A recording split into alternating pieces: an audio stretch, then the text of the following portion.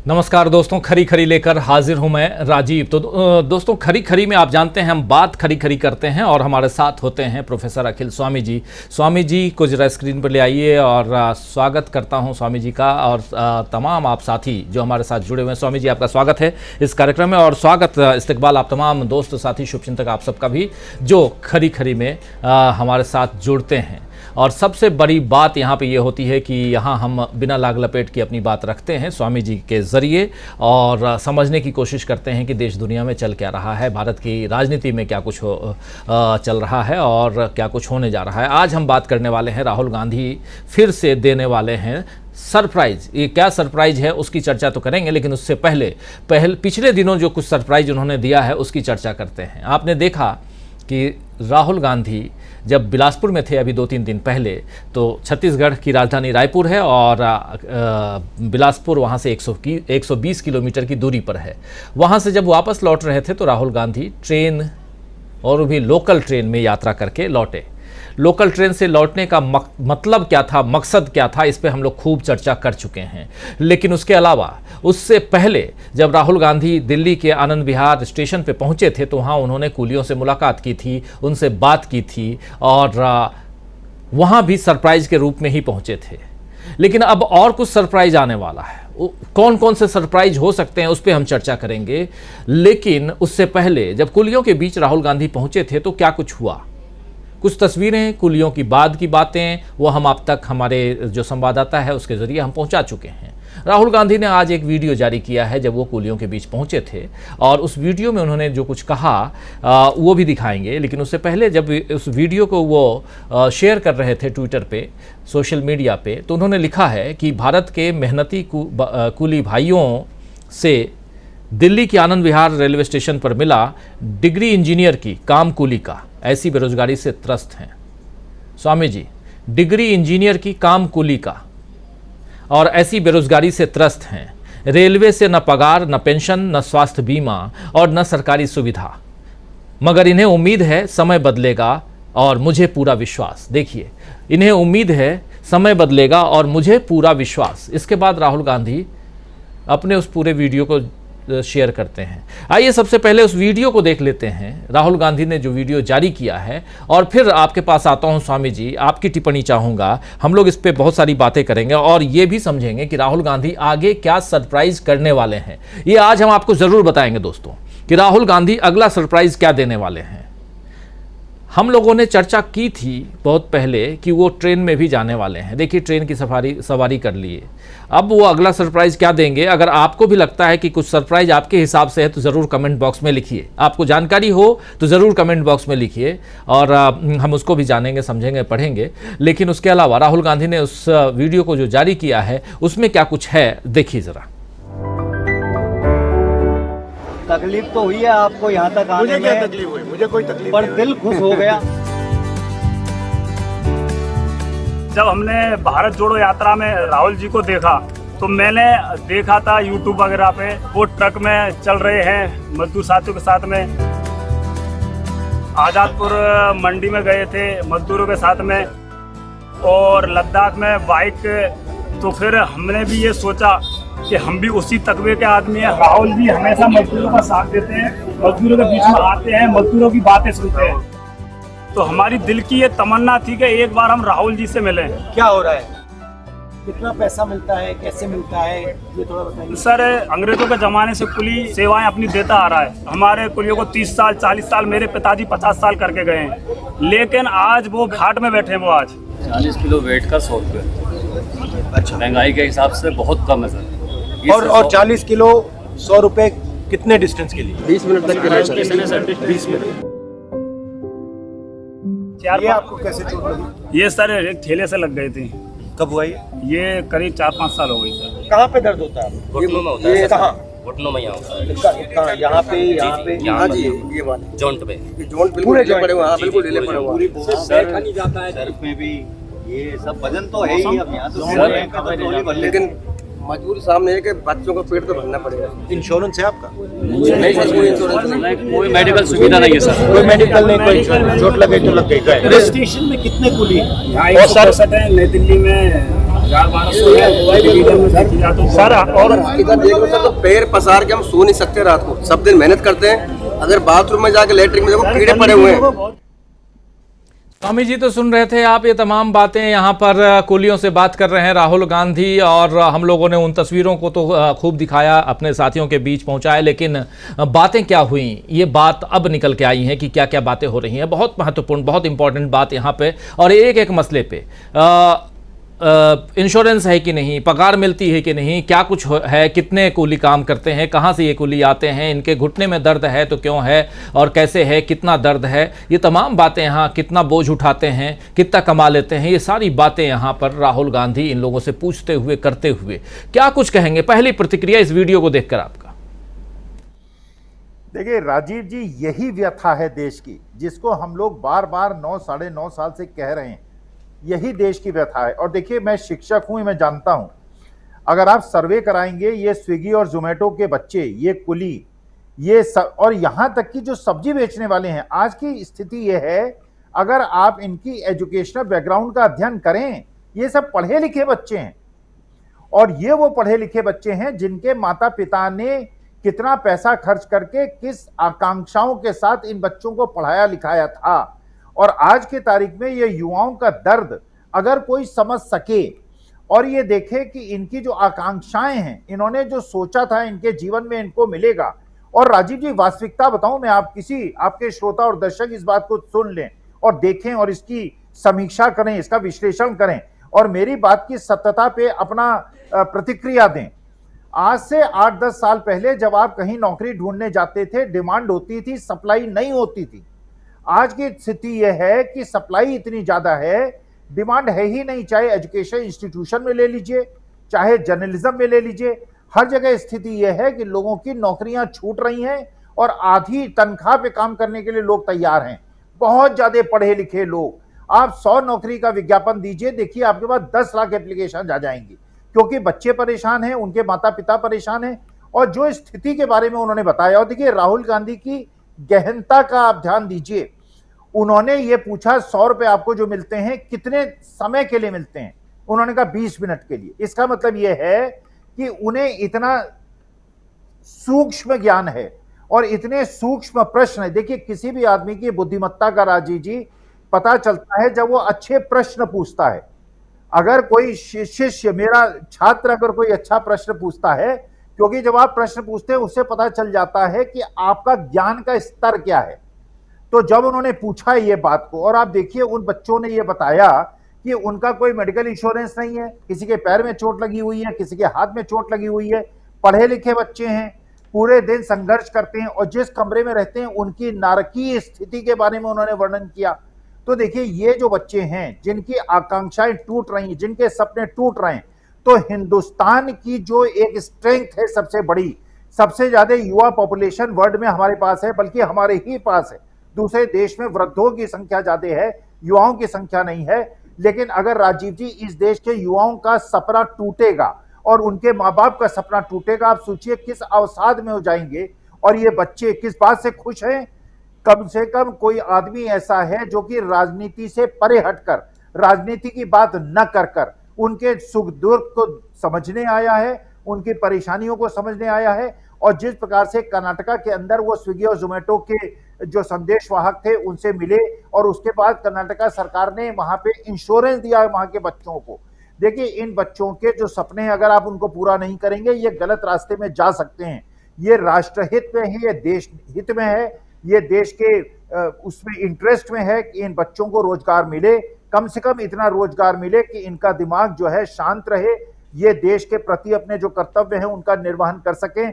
मेहनत कर रहे हैं, पसीना बहा रहे हैं, लेकिन मुझे लगता है कि अगर पढ़े लिखे लड़कों को, बच्चों को सरकारी नौकरियां नहीं मिलेंगी, अच्छी नौकरियां नहीं मिलेंगी, 15-20 हजार रुपए कमाने के लिए उनको इस प्रकार का संघर्ष करना पड़ेगा, 12-12, 14-14 घंटे काम करना पड़ेगा, तो देश में जो हमारी शक्ति है, जो एक डेमोग्राफिक डिविडेंड हमारे पास अगले 20 साल के लिए है, वो समय आधा खत्म हो गया है, फिर खत्म हो जाएगा और देश का फिर वो समय शुरू हो जाएगा जो चीन और जापान में है कि लोग 80 और 90 साल के हो गए हैं। अभी हमारा देश युवा है, इनकी आकांक्षाओं को पूरा करना राजीव जी बहुत ज्यादा आवश्यक है। जी बिल्कुल, इनकी आकांक्षाओं को पूरा करना बहुत ज़रूरी है, बहुत आवश्यक है, बहुत ज़्यादा आवश्यक है। और राहुल गांधी जब कुलियों के बीच पहुंचे थे तो उसके बाद वहां क्या क्या बातें हुई, उन बातों की तो हम चर्चा कर ही रहे हैं, लेकिन यहां हम आपके सामने रख रहे हैं कि राहुल फिर देने वाले हैं सरप्राइज। कौन सा सरप्राइज राहुल गांधी देने वाले हैं, आपको अगर लगता है तो कमेंट बॉक्स में ज़रूर लिखिए, और हम भी आपको बताएंगे कि क्या कुछ करने वाले हैं राहुल गांधी, जो खबरें आ रही हैं उस आधार पर। लेकिन आप याद कीजिए कि इन कुलियों से मिलने के बाद राहुल गांधी एक सरप्राइज ये दिए कि वो छत्तीसगढ़ पहुंचे और वहां उन्होंने लोकल ट्रेन में सफर किया, सवारी की लोकल ट्रेन की। और लोकल ट्रेन का क्या हाल है, कितना खस्ता हाल है, उनके विजुअल से, उसके फोटोग्राफ से साफ आप देख सकते हैं। मोदी जी जिस तरह के ट्रेन को हरी झंडी दिखाते हैं वो एक अलग ट्रेन है, अलग लोगों के लिए है, और लोकल ट्रेन या वैसी ट्रेनें अलग लोगों के लिए है, ये साफ दिखाई देता है।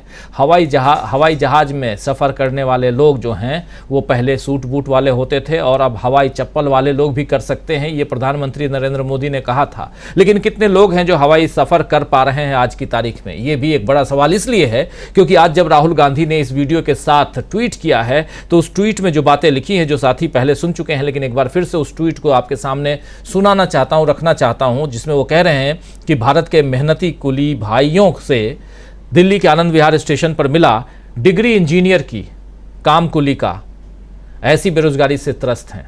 मतलब आप इंजीनियर की डिग्री लेकर कुली का काम कर रहे हैं, और इसलिए ना क्योंकि आप बेरोजगारी से त्रस्त हैं। और उसके बाद रेलवे से न पगार, न पेंशन, न स्वास्थ्य बीमा। अगर आप बीमार हो जाएं, आपके घुटने में दर्द हो जाए, कहीं कट जाए, कहीं फट जाए, तो कोई स्वास्थ्य बीमा नहीं है, कोई इंश्योरेंस नहीं है, और न ही सरकारी सुविधा है, कुछ भी नहीं है। मगर इन्हें उम्मीद है कि समय बदलेगा, और मुझे पूरा विश्वास, इनको, इन कुलियों को उम्मीद है कि समय बदलेगा, ज़रूर बदलेगा। और राहुल गांधी कह रहे हैं कि मुझे भी पूरा विश्वास है कि बदलेगा। राहुल गांधी लोगों के, और ख़ासकर इस तबके के लोगों को एक चीज़ ज़रा समझिए स्वामी जी, और इस पर हम लोगों को चर्चा करनी चाहिए कि पिछले दिनों राहुल गांधी जिन लोगों से मिल रहे हैं वो कौन लोग हैं। राहुल गांधी जब भारत जोड़ो यात्रा कर रहे थे तो वहाँ तमाम तरह के लोगों से उन्होंने मुलाकात की, बहुत सारी बातें हुई, और इस बीच उन्होंने कुछ लोगों के इंटरव्यू भी किए। उसमें एक शानदार इंटरव्यू, बहुत बड़ा इंटरव्यू, एक बहुत बड़े आदमी का इंटरव्यू था, और नाम है रघुराम राजन, जिनसे देश की इकोनॉमी के बारे में, देश को कैसे आगे ले जाया जाए उसके बारे में उन्होंने चर्चा की थी। उन्होंने एक और आदमी का इंटरव्यू किया था, नाम है उनका कमल हासन। कमल हासन एक बहुत बड़े फिल्मकार, अदाकार, उनसे बेहतर फिल्मकार, अदाकार बहुत कम लोग हुए, लेकिन उसके साथ साथ वो एक पॉलिटिशियन भी हैं, उन्होंने अपनी पार्टी बनाई, लेकिन उनका इंटरव्यू भी राहुल गांधी ने किया था। इन दो बड़ी हस्तियों के अलावा भी कुछ लोगों के उन्होंने के इंटरव्यू किए, और लोगों से मिलना जुलना, बातें करना, उनसे उनके दुख दर्द को समझना, ये तमाम बातें राहुल गांधी करते रहे हैं। लेकिन उसके बाद जो भारत जोड़ो यात्रा का एक्सटेंशन है, उसमें आप देखिए कैसे लोगों से मिलते हैं। राहुल गांधी जाके धान की रोपाई करते हैं, राहुल गांधी ट्रैक्टर चलाते हैं, ट्रक मालिकों और ट्रक ड्राइवर्स के साथ बैठते हैं, राहुल गांधी स्कूटी की सवारी करते हैं, बस की सवारी करते हैं, मोटर मैकेनिक्स के पास जाते हैं, वो सब्जी मंडी, आज़ादपुर सब्जी मंडी चले जाते हैं, और वो सब्जी वाले को अपने घर बुलाकर खाना खाते हैं, खिलाते हैं, और उसके साथ साथ कुलियों के बीच जाते हैं। ये जो एक एलिमेंट है पूरा का पूरा, आप देखिए वो किनसे मिल रहे हैं, किस तबके से मिल रहे हैं। जरा आपसे बेहतर इकोनॉमी को कौन समझ सकता है। देश की इकोनॉमी के हिसाब से, देश की इकोनॉमी के हिसाब से भी न कहें तो देश की आज की स्थिति के हिसाब से, जहां 80 करोड़ से ज्यादा लोग 5 किलो अनाज के लिए लाइन में खड़े रहते हैं, उस हिसाब से भी देखा जाए तो राहुल गांधी की जो ये नीति है वो किस दिशा में जा रही है, और यहां से वो वोट बैंक को कैसे साध रहे हैं, जरा ये बताइए। देखिए राजीव जी, वोट बैंक से बड़ी चीज ये है कि देश में अगर किसी ऐसे आदमी को जो दर्द में है, आप उसके पास जाएंगे। देखिए, आप किसी के घर सुख में जाते हैं और दुख में जाते हैं। जब आप दुख में जाते हैं तो आदमी को ये लगता है कि उसका कम से कम कोई व्यक्ति है जो उसका दुख शेयर करने आया है। जब आप सुख में जाते हैं तो सुख में तो देखिए हर आदमी आ जाता है, लाखों लोग आ जाते हैं। अमीरों के पास जाने के लिए जब किसी के पास सत्ता होती है, ताकत होती है, तो उसके पास इकट्ठा होने वाले बहुत सारे लोग होते हैं। राहुल गांधी जिन लोगों के पास जा रहे हैं, ये परेशान लोग हैं, ये दुख में लोग हैं, ये ऐसे लोग हैं जिनके दिल में एक व्यथा है, पढ़ लिख के इंजीनियरिंग करके अगर उन्हें कुली का काम करना पड़ रहा है, दिन में 300-400 रुपए कमाते हैं, 10-12 हजार रुपए महीने कमाते हैं, आप सोचिए उनकी शादी कैसे होगी, उनके वो परिवार का अपना निर्वहन कैसे करेंगे। जो अग्निवीर में बच्चा चला जाएगा 17 साल की उम्र में, 21 साल में रिटायर हो जाएगा, उसके जीवन का भविष्य क्या होगा। उसके माता पिता ने जो सपने देखे थे, जिसके लिए वो 4-4, 5-5 घंटे दौड़ा था, तो ये राहुल गांधी उन लोगों के पास जा रहे हैं जो दुख में हैं, जो कष्ट में हैं, उनके पास नहीं जा रहे हैं जिनके पास लाखों करोड़ों रुपए हैं। और देखिए, आपने रघुराम राजन जी का जिक्र किया, देखिए एक पैरेलल देखिए, आप कंपैरिजन देखिए। जब रघुराम राजन जी से राहुल गांधी इंटरव्यू कर रहे हैं, आपको पता चल रहा है कि जो प्रश्न पूछने वाला है वो भी बुद्धिमान आदमी है, जो जवाब देने वाला है वो भी बुद्धिमान आदमी है। दूसरा, आपने सुना होगा उर्जित पटेल, वो भी आरबीआई गवर्नर रहे, बहुत पढ़े लिखे, बहुत ही अच्छे अर्थशास्त्री। उनसे जानते हैं एक व्यक्ति ने क्या कहा था, जो बहुत अपने को बड़ा व्यक्ति कहता है, बहुत महान व्यक्ति कहता है। उर्जित पटेल से कहा था तुम सांप हो। और क्यों कहा था? क्योंकि जब से ये लोग आए हैं आरबीआई का शोषण कर रहे हैं, आरबीआई से पैसा जबरदस्ती निकाल रहे हैं। आरबीआई के पास वो पैसा होता है, वो धन होता है जो कि विपत्ति काल में आरबीआई यूज करता है। इतना पैसा डिविडेंड के अलावा इन्होंने निकाल लिया। तो उर्जित पटेल ने इसीलिए छोड़ा था आरबीआई गवर्नरशिप, इसलिए रघुराम राजन ने, क्योंकि इन लोगों को जब नोटबंदी हुई उस समय भी आरबीआई गवर्नर को जब अपने घर बुलाया गया और राजनाथ सिंह जैसे लोगों को बुलाया गया, उनके सबके मोबाइल फोन बाहर रखवा लिए गए और एक प्रकार से एक पक्षीय संवाद हुआ कि मुझे ये करना है और सारा श्रेय खुद ले लिया, जबकि वो मॉनेटरी पॉलिसी थी, आरबीआई गवर्नर का प्रेरोगेटिव था। देखिए, ये होता है कि जब कोई दुख में हो, जब कोई कष्ट में हो, इस देश की 90% जनसंख्या जो है कष्ट में है, राहुल गांधी उनसे मिल रहे हैं। और जो प्रधान सेवक हैं वो किनसे मिल रहे हैं? उन लोगों से मिल रहे हैं किसके हेलीकॉप्टर में जा रहे हैं, किसके हवाई जहाजों में जा रहे हैं, किसके साथ बैठ रहे हैं, किसके साथ उनकी फोटोग्राफ होती हैं। वो लोग हैं जो 2-3% हैं, जो कि कई गुने अमीर हो गए हैं।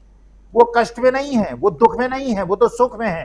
क्योंकि जब देश की 90% जनसंख्या की आमदनी कम हो रही है, उन लोगों की आमदनी बढ़ रही है। तो एक व्यक्ति उनके साथ है जिनकी आमदनी प्रतिकूल परिस्थितियों होने के बावजूद बढ़ रही है, और एक व्यक्ति उनके साथ है जो कि प्रतिकूल परिस्थितियों के कारण जिसकी आमदनी घट रही है, जिसको पढ़ाई लिखाई करने के बावजूद नौकरी नहीं मिल रही है, और जो अवसाद में है, जिसके माँ बाप अवसाद में है, जिसका पूरा परिवार अवसाद में है। आप छोटे मोटे धंधे करने वालों से राजीव जी पूछ लीजिए, सर्वे करा लीजिए, जिनकी छोटी दुकानें हैं। आप देखिए आज की तारीख में दुकानों में ग्राहक नहीं है। और मैंने सर्वे किया है, मैंने जितने लोगों से बात की है वो कहते हैं साहब रेंट नहीं निकल रहा है, कंपटीशन इतना ज्यादा हो गया, जिसकी बेचारे की नौकरी छूटती है एक छोटी दुकान खोल के बैठ जाता है। तो जहां पहले 4 दुकानें थी, अब वो 25 दुकानें हो गई हैं। कंपटीशन बहुत ज्यादा हो गया है, परचेजिंग पावर है नहीं, ग्राहक आ नहीं रहा, ग्राहक के पास पैसा नहीं है। तो बिल्कुल एक प्रकार की नारकीय स्थिति पैदा हो गई है। और ऐसे समय में अगर कोई जाके सांत्वना देता है उन लोगों को जो कष्ट में हैं, और उन्हें यह आश्वासन देता है धैर्य रखो, धीरज रखो, अच्छा समय आएगा, जिन लोगों ने इस देश की संपदा को लूटा है उनसे पैसा वापस लिया जाएगा और गरीब और मध्यम वर्ग को सौंपा जाएगा, सरकारी नौकरियां भरी जाएंगी, किसानों को, अन्नदाताओं को एमएसपी मिलेगी, और कम से कम इतना पैसा सबको मिलेगा कि वो अच्छा जीवन बिता सके और अवसाद में ना जाए। तो ये 2 नैरेटिव्स हैं जो पैरेलल कॉन्ट्रेरी नैरेटिव्स हैं जो क्रिएट हो रहे हैं। एक अमीर के साथ खड़ा है, एक गरीब और मध्यम वर्ग के साथ खड़ा है। जी बिल्कुल, एक अमीर के साथ खड़ा है, एक गरीब और मध्यम वर्ग के साथ खड़ा है। ये कौन खड़ा है?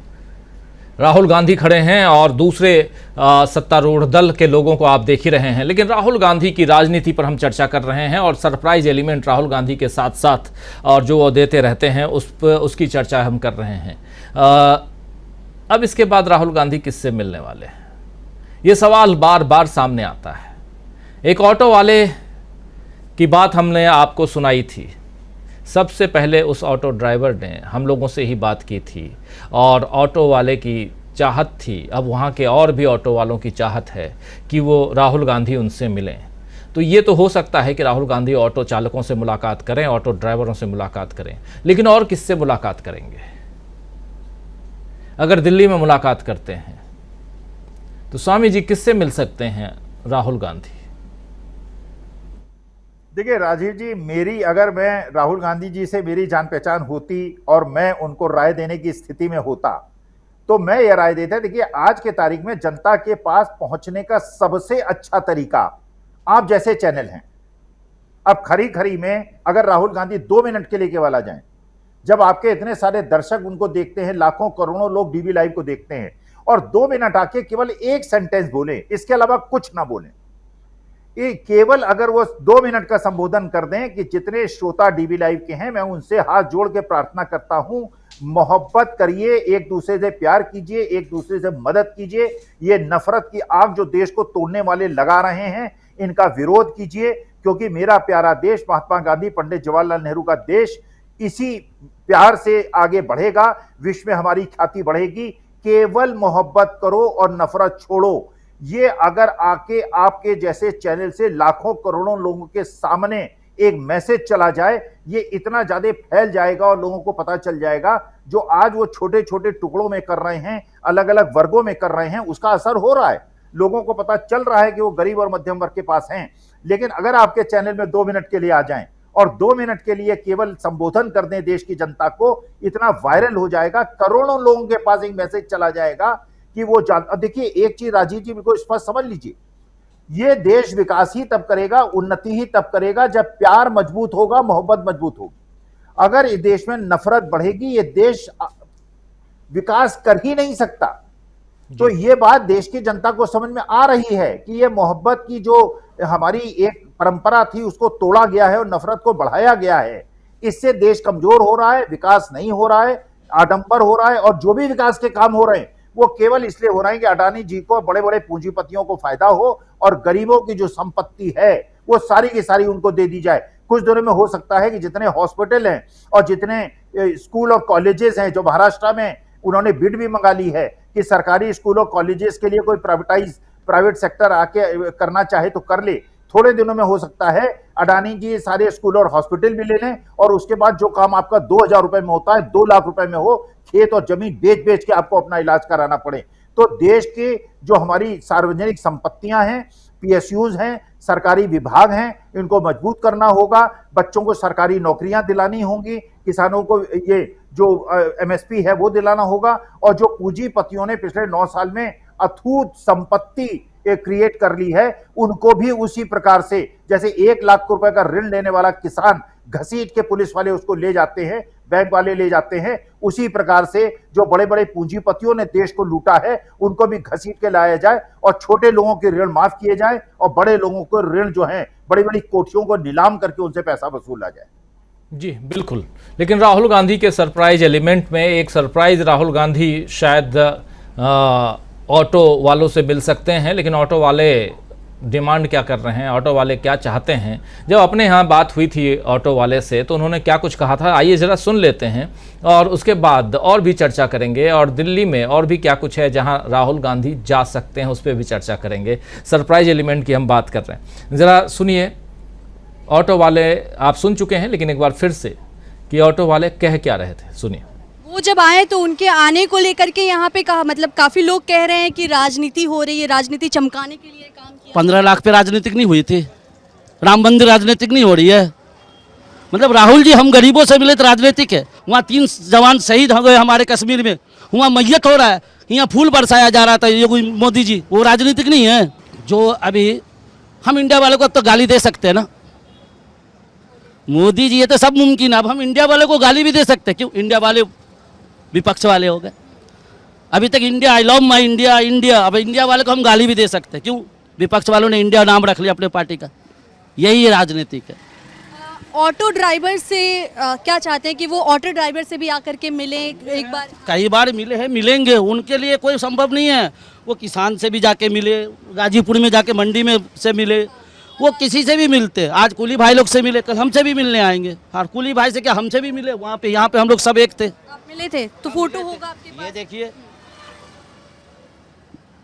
क्या बातें हुई। अच्छा, ये आप है ना? हाँ, ये आप देख सकते हैं, ये फोटो, ये सुबह की वीडियो है जब हाँ राहुल गांधी आए हुए थे।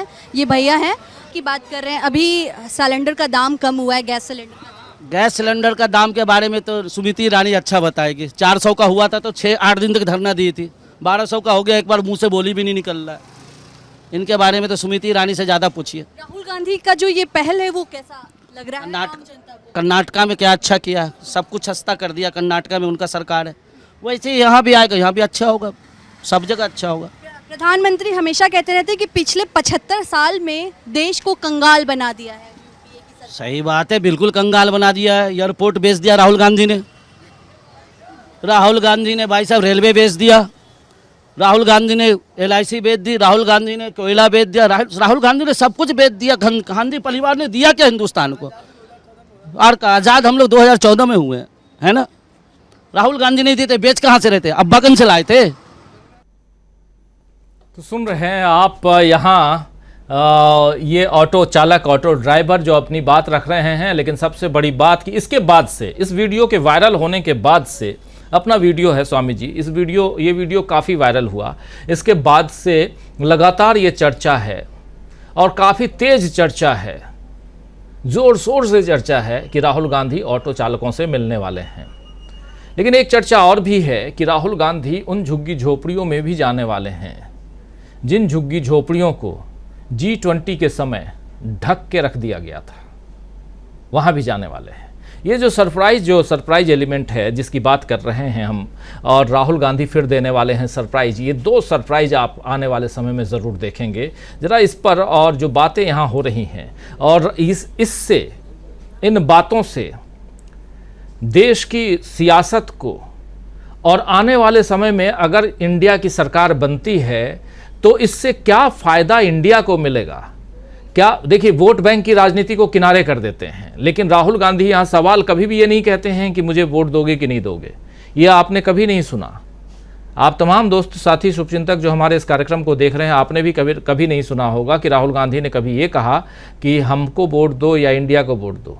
लेकिन इस यहाँ पर जो वो बात करते हैं, वो पूछते हैं कि आपकी पगार कितनी है, कितना कमा लेते हो, आपको इंश्योरेंस है कि नहीं है, बीमार पड़ते हो तो कैसे करते हो, बाल बच्चे को कैसे पालते हो, कितना कमा लेते हो, ये सारी बातें वो करते हैं। स्विगी और जोमेटो के लोगों से जब उनकी मुलाकात हुई थी, डिलीवरी बॉयज़ से जब उनकी मुलाकात हुई थी, तो वहाँ भी उन्होंने इंश्योरेंस की बात की थी और उसके बाद इसको उन्होंने अपने जो कांग्रेस शासित राज्य हैं वहाँ इम्प्लीमेंट भी करवाया है, 5-5 लाख रुपए का इंश्योरेंस करवाया है।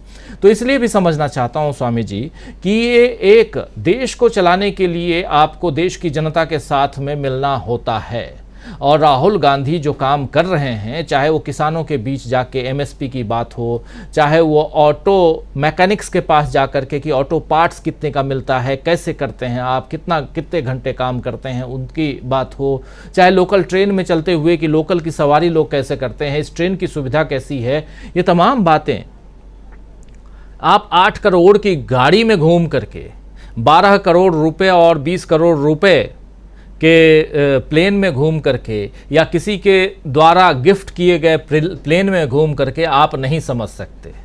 आप लाख कह लें कि हमने चाय बेची रेलवे स्टेशन पे, तब भी आप ये पता नहीं कर सकते कि आखिर दुख तकलीफ आज की तारीख में क्या है। एक इंजीनियर, पढ़ाई इंजीनियर की और काम कुली का, ये अगर ऐसा है तो इससे दुखद क्या हो सकता है। और अगर ये कोई नेता इस बात को आज जान रहा है, कल को वो सत्ता में आता है, तो देश की तस्वीर को बदलने में समय नहीं लगेगा। स्वामी जी क्या कहेंगे इस पे? देखिए राजीव जी, अगर किसी स्टेशन पे चाय बेची, स्टेशन तो होना चाहिए था ना। अगर उस समय जब वो चाय बेचने की बात हुई, अगर स्टेशन ही नहीं था तो स्टेशन में चाय बेची कैसे? खैर, असली मुद्दा यह है राजीव जी, आपके सारे श्रोता और दर्शक केवल एक प्रश्न का जवाब खुद अपने दिमाग में दे लें, अपने दिल में दे लें। आपकी आमदनी कितनी बढ़ी है और आपके खर्चे कितने बढ़े? देखिए, अगर आपकी आमदनी 15% बढ़े, जो ऑन एन एवरेज आज से 10 साल पहले बढ़ती थी, और अगर महंगाई 8-9% होती थी, आपको परेशानी इसलिए नहीं होती थी कि 15% से आपकी आमदनी बढ़ती थी, 9% से आपकी महंगाई बढ़ती थी। आज की स्थिति क्या है? आज की स्थिति जो बार बार ये लोग कहते हैं, सत्ता पक्ष वाले कहते हैं साहब महंगाई हमने कंट्रोल कर ली। अरे महंगाई तो कंट्रोल हो ही जाएगी, जबकि डिमांड नहीं होगी, परचेसिंग पावर नहीं होगी तो महंगाई कम होगी। लेकिन असली मुद्दा यह है कि अगर आमदनी आदमी की 20% घट जाए और महंगाई 10% बढ़ जाए और उस चीज की महंगाई 30% बढ़ जाए, जो आवश्यक वस्तुएं हैं, जो खाद्य पदार्थ की चीजें हैं, जो गरीब वर्ग है वो सबसे ज्यादा उसका खर्चा होता है खाद्य पदार्थ, खाने पीने की चीजों में। अमीर आदमी का नहीं होता, गरीब आदमी का होता है। अगर उसमें 30% बढ़ जाए, और आप देखिए सीएनजी के दाम आपने कितने कर दिए। जो सीएनजी के दाम आज से 4-5 साल पहले 30-35 रुपए हुआ करते थे, 80-85 रुपए हो गए, 2.5 गुने बढ़ गए। पेट्रोल डीजल के दाम 2.5-3 गुने बढ़ गए। क्या टैक्सी के, 3 व्हीलर के, बाकी चीजों के दाम उस दर से बढ़े हैं क्या?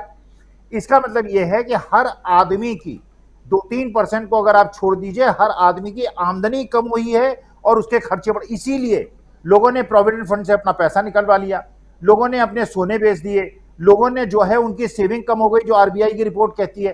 तो अगर आपके घर की सेविंग कम हो जाएगी, अच्छा सोशल सिक्योरिटी हमारे देश में है नहीं, विदेश जैसी स्थिति नहीं कि भगवान न करे किसी के घर में अगर कोई बीमार पड़ जाए तो सरकार उसका ध्यान रखती है।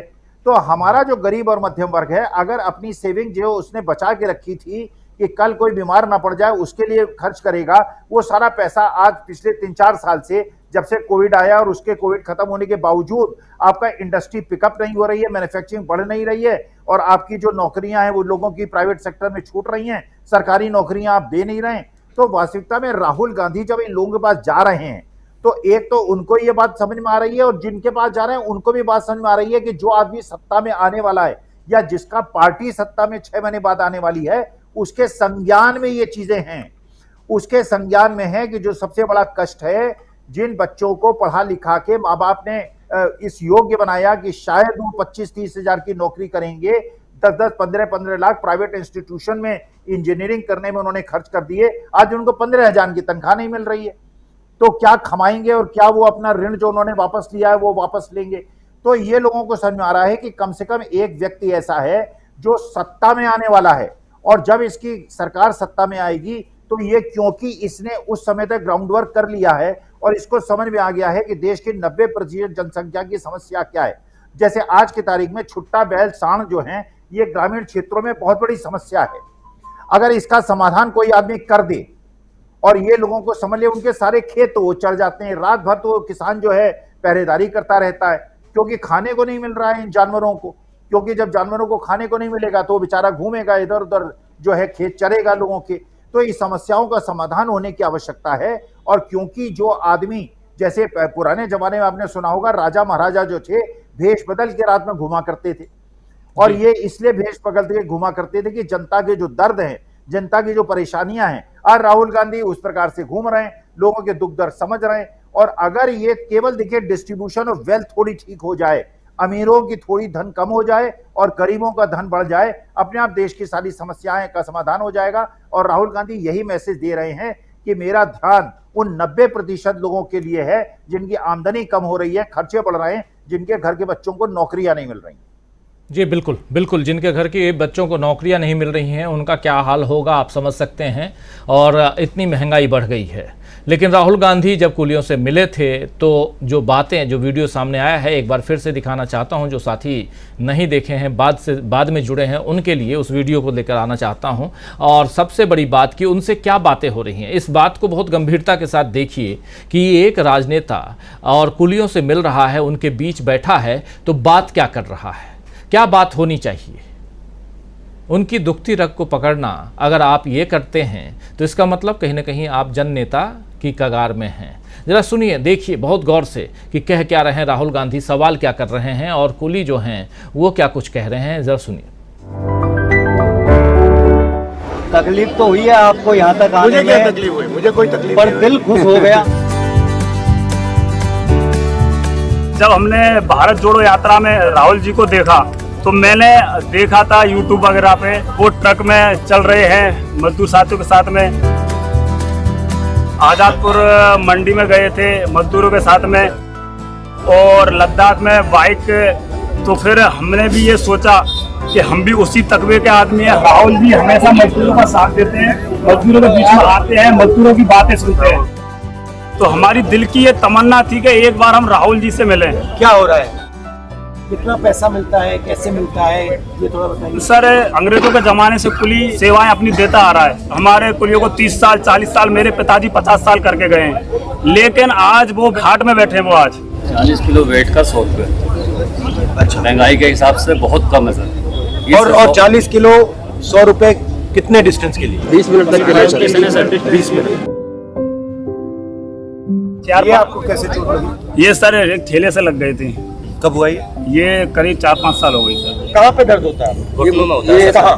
घुटनों में यहाँ कहाँ? यहाँ पे, यहाँ पे? हाँ जी, ये वाले जॉइंट पे ये जोड़ बिल्कुल ढीले पड़े हुए हैं। हाँ, बिल्कुल ढीले पड़े हुए हैं। सर में भी ये सब वजन तो है ही, अब यहाँ तो लेकिन मजबूरी सामने है कि बच्चों को पेट तो भरना पड़ेगा। इंश्योरेंस है आपका? नहीं सर, कोई इंश्योरेंस नहीं। कोई मेडिकल सुविधा नहीं है सर। कोई मेडिकल नहीं, कोई इंश्योरेंस। चोट लगे तो लग गई। स्टेशन में कितने कुली यहाँ 167 है, नई दिल्ली में 1200 है। सर और हकीकत देख लो सर, तो पैर पसार के हम सो नहीं सकते रात को। सब दिन मेहनत करते हैं। अगर बाथरूम में जाके लेटरिन में देखो कीड़े पड़े हुए हैं, कीड़े।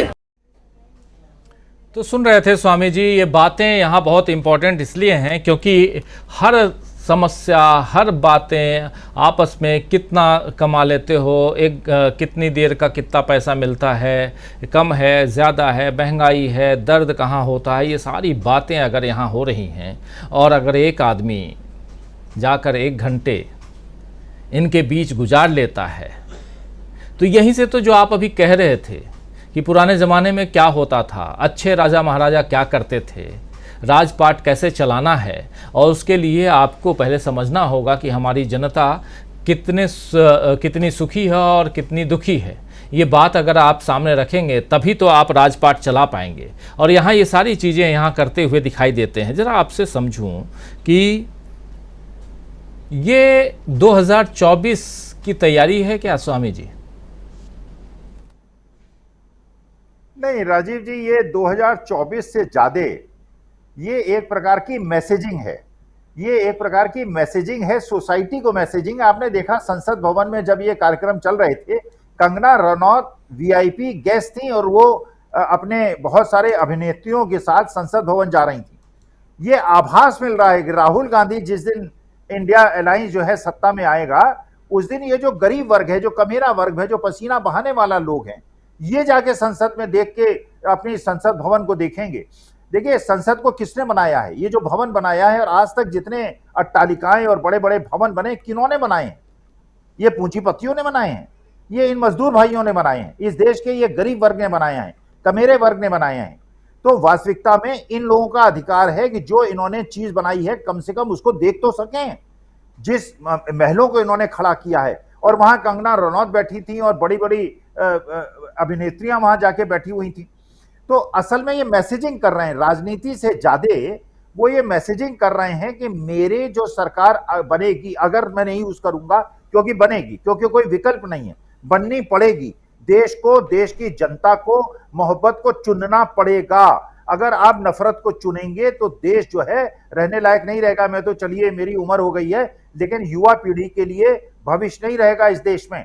आपको मोहब्बत चुननी पड़ेगी और इस देश की जनता में जो धन का वितरण है वो करना पड़ेगा। जो 90% जनसंख्या है देश के, हर व्यक्ति के हाथ में कम से कम 20,000 रुपए गरीब से गरीब आदमी के पास होने चाहिए, जिससे उसके सिर पे एक छत हो, उसके बाद खाने के लिए हो, अपने बच्चों को अच्छी शिक्षा दे सके, ऐसा हो, जब चिकित्सा की उसको आवश्यकता हो चिकित्सा ले सके, ऐसा हो हर आदमी। और ये जो बड़े बड़े लोग जिनके 75 कमरों की कोठियां हैं, 75 कमरों की कोठियों की आवश्यकता क्या है? अरे महात्मा गांधी एक धोती में क्यों रहते थे? मैसेजिंग करते थे, उनकी कोई राजनीतिक अभिलाषा नहीं थी। तो राहुल गांधी भी आज की तारीख में एक मैसेजिंग कर रहे हैं। राजनीति में क्या होगा, जनता उसको समझेगी कि नहीं समझेगी, ये जनता के ऊपर है कि मोहब्बत और नफरत के बीच में आप किसको चुनते हैं वो देख लीजिए। अडानी जी को बहुत अमीर बनाने के लिए आप वोट देते हैं, या देश के जो 90% लोग हैं जो आज पीड़ित हैं, जिनकी आमदनी कम हो रही है, उनके सुख सुविधा के लिए आप वोट देते हैं। अगर इन कुलियों को मान लीजिए इंश्योरेंस मिल जाए, 3 व्हीलर वालों को इंश्योरेंस मिल जाए, आप बताइए कि उनके कम से कम एक, जैसे राजस्थान गवर्नमेंट ने किया कि 15 लाख तक का उनका ट्रीटमेंट होगा। आप राजीव जी सोचिए, आज के तारीख में जो मिडिल क्लास है, लोअर इनकम ग्रुप है, सबसे बड़ा बोझ उसके दिमाग में ये होता है, भगवान न करे मेरे घर में कोई बीमार हो जाए, ये पैसा कहां से लाऊंगा 10-15 लाख रुपए। अगर यह आश्वासन मिल जाए, और वहां डॉक्टर्स ने बड़ा अपोजिशन किया, राजस्थान में बहुत बड़े एजिटेशन हुए डॉक्टर्स के, नहीं माना अशोक गहलोत ने। अब एक गरीब से गरीब आदमी कोई भी बीमारी हो जाए 15 लाख का तक का ट्रीटमेंट हो जाता है, उसके सिर का एक दर्द खत्म हो गया, अब केवल उसको अपने घर के खाने पीने के खर्चे को देखना है। लेकिन अगर हर चीज को आप पूंजीपतियों के हाथ में दे देंगे तो वो मैसेजिंग कर रहे हैं हम हैं इंडस्ट्रियलिस्ट के साथ, राहुल गांधी मैसेजिंग कर रहे हैं हम हैं 90% गरीब और मध्यम वर्ग के साथ। अब ये जनता को चुनाव करना है, तो पॉलिटिक्स से ज्यादा मेरे ख्याल से it's a clear cut messaging जो महात्मा गांधी ने की थी। और महात्मा गांधी थर्ड क्लास में क्यों चलते थे? अफोर्ड कर सकते थे, वो हायर क्लास अफोर्ड कर सकते थे, अच्छे परिवार के थे, बैरिस्टर थे, लेकिन वो मैसेजिंग करते थे। वैसे ही राहुल गांधी आज मैसेजिंग कर रहे हैं। जी, राहुल गांधी मैसेजिंग कर रहे हैं। राहुल गांधी लोगों से मिल रहे हैं और वो उन लोगों से मिल रहे हैं जिनके पास जाकर वो देश को समझ सकें, और देश को समझना किसी भी राजनेता के लिए उसका पहला कर्तव्य है, और वही राहुल गांधी कर रहे हैं। और सबसे बड़ी बात कि वो कुछ ना कुछ सरप्राइज कर देते हैं। सरप्राइज में अब यही कहा जा रहा है, माना जा रहा है कि आगे वो क्या कुछ करने वाले हैं। और क्या ऑटो ड्राइवर्स से मिलेंगे वो राहुल गांधी? क्या राहुल गांधी झुग्गी झोपड़ी के लोगों से मिलेंगे या कुछ और करेंगे? लेकिन करेंगे ज़रूर, ये तय मानिए। लेकिन इस बीच चुनाव के जो है 5 राज्यों के चुनाव जिसकी बात कर रहा हूँ वो बहुत जल्दी है, और चुनावी राज्यों में भी राहुल गांधी के दौरे होंगे अभी। और आपने देखा छत्तीसगढ़ में जो अभी गए थे वहाँ वो सरप्राइज़ दे के आए। तो कुछ ऐसी चीज़ें हो रही हैं जो आपको हमको अचंभित कर देती हैं।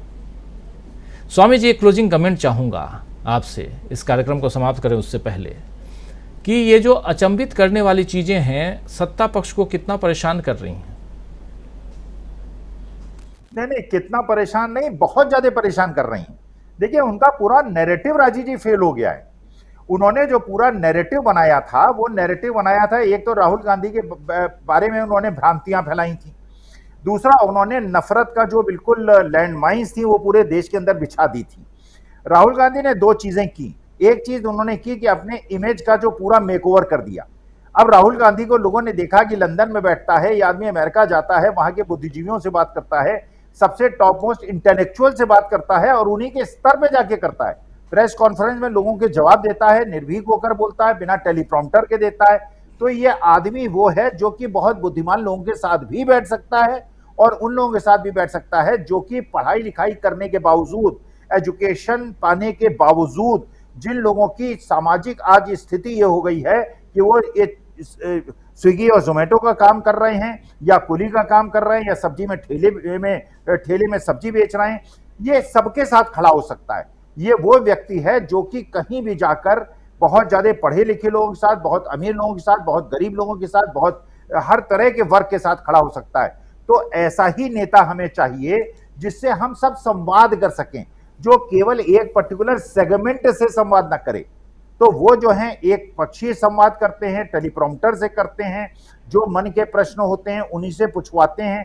और एक आदमी इतना निर्भीक है क्योंकि उसके अंदर कॉन्फिडेंस है, वो जानता है कि जो प्रश्न पूछे जाएंगे उसका जवाब दे सकता है, इसलिए वो खुलेआम लोगों को आमंत्रित करता है, प्रश्न पूछो मैं जवाब दूंगा।